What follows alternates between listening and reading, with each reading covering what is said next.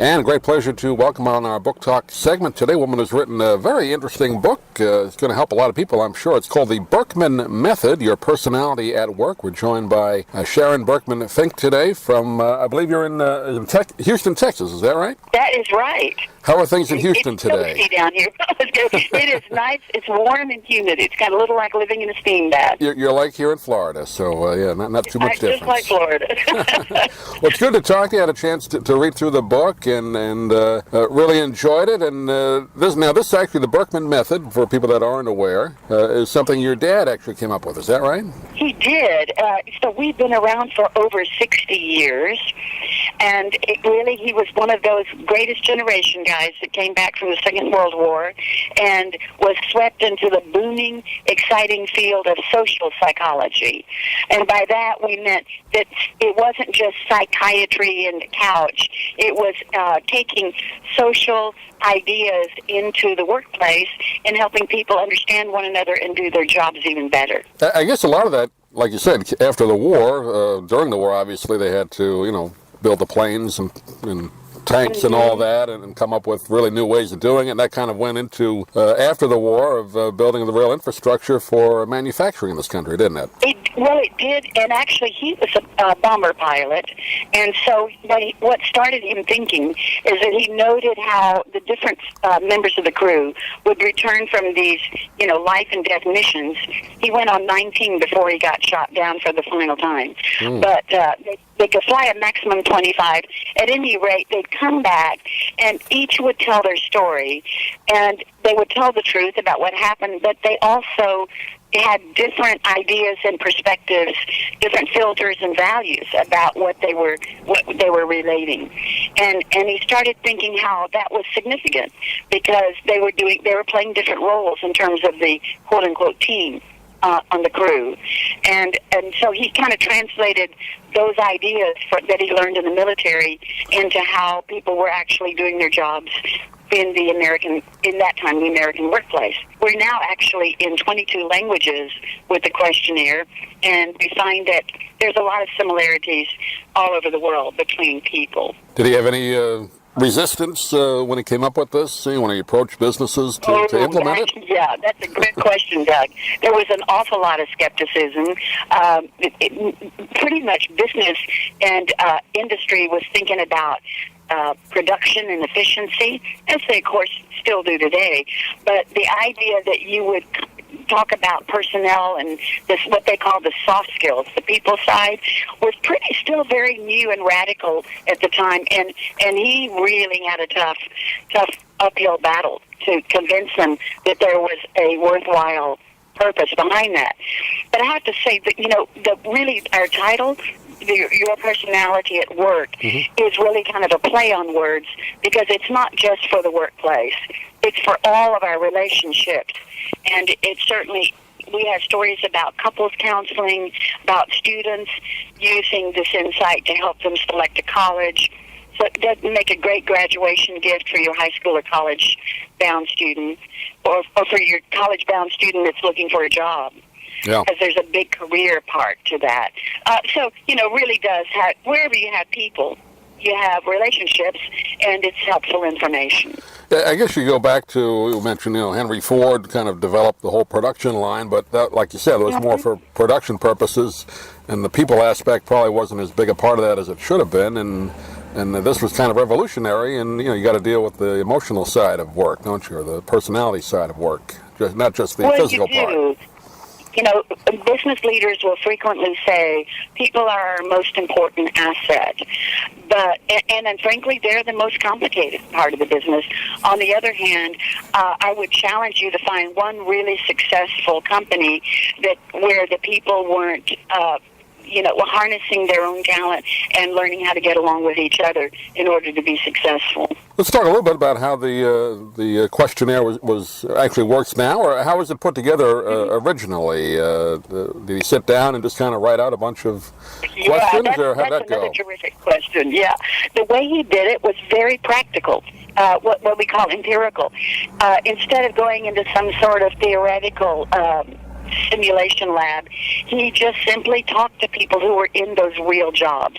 So he would interview, say, an accountant, salespeople, engineers, doctors, teachers, all kinds of different roles, and just speak with them, ask them questions about how do you do your job, how do you get along with others, tell me about yourself and your role here, and from that formulate the questions he thought would be really useful in terms of constructing the basic questionnaire, which actually we still retain the core questions from the late 40s and early 50s. We have eliminated a few questions that were interesting for research, but for reasons of not wanting to invade privacy or whatever, felt like we could dispense with those and hone it down a little. But I would say about 85-90% of those original questions that he developed in this, what he called a test of social comprehension, were still part of the Birkman Method today. And I know you kind of break it down into, when you talk about personalities or people types, into a kind of a color grid, which I thought was kind of interesting. Can you briefly explain that? Or? Right. Well, we look at three big areas. Well, actually five, but the first three are, what am I interested in? And then how do I go about doing it? What's my basic style that's effective? In other words, my strengths. And then the other part of that, even deeper than what are my strengths, is what do I need from my environment and what are my expectations of others? How am I motivated? So in other words, if I were a plant, what kind of soil would I thrive in? and so we look at those, what Birkman calls those motivational needs as well, and that's a real differentiator of this particular Birkman Method assessment. And for those people that take the questionnaire or the assessment, it will determine, or at least help you determine, what type of personality you are, what maybe you're better at in a work environment, right? Whether you're more apt to be a better boss, or maybe work by yourself more as with the team, or that kind of thing, right? Uh-huh. Exactly, because those things can make or break a career. The last two parts of it, I mentioned there were five, and I said three already. What we're interested in, what our usual productive style is, or what people would call our strengths. What do we need from the environment? And then the fourth is, if our needs go unmet for a prolonged period of time, what's our stress likely to look like? And that's important to recognize, too. I like to call that the red light on the dashboard. Because if you see that red light coming on, you realize you need to do something to address it. And when you know what it is, you can manage it and minimize it. And with obviously, and then finally, there's the career piece. What jobs, what actual job families would I be really comfortable and successful in? I was going to say, with the way people work now changing so rapidly in the last 5 or 10 years, a lot of people work, telecommute at home, or maybe only go in 1 or 2 days a week. It really has changed the whole dynamic, hasn't it?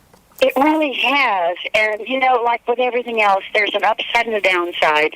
I think one of the things, some people really love working remotely, and as they call it, telecommuting.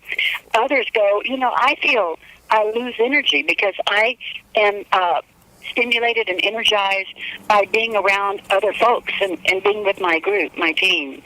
So it's critical to make sure that the kind of job assignment you take is lined up with where your strengths are. And I think, reading the cover I have of the book, if you buy the book, you get a free personal Birkman report. Is that right? You do. If you purchase the book, you can go to a special place on our website, take the full questionnaire, and then for that purchase of the book, download your own what we call lifestyle grid report, which includes what I just mentioned, your interests, your usual behavior, what you need, and what your stress looks like. And then also, there's a little bonus report. We give you a choice to download a topic-driven report on either what are my strengths, what motivates me for best performance, or how do I handle conflict. That's great. Again, the book is called The That's Birkman. a lot for the price of one book. Yeah, that's not bad. The Birkman Method, your personality at work, but like Sharon said, not necessarily just for work, for college kids, or really just your life. You could use this information, right? You sure could. Can you give it a website, Sharon? People can get a hold of the book. Pretty much any place that books are typically sold. A real easy way is Amazon.com. Just type in the Birkman Method and our book will pop up. Or you can go to a Barnes & Noble. If they don't have it, they can order it for you within a day or two. We also have a digital version if you prefer to read it on an iPad or a tablet. So all of those are available. Like I say, probably the easiest is just to go to Amazon.com. Great. Sharon Birkman Fink has been our guest. I want to support. I want to support our brick and mortar bookstore. No doubt about it. Yeah. Well, and again, really helpful information. And Sharon, pleasure to talk to you for a few minutes. I know you're a busy woman, but hopefully we can do it again sometime. Thanks for being with us. Thank you, Doug. It was a pleasure.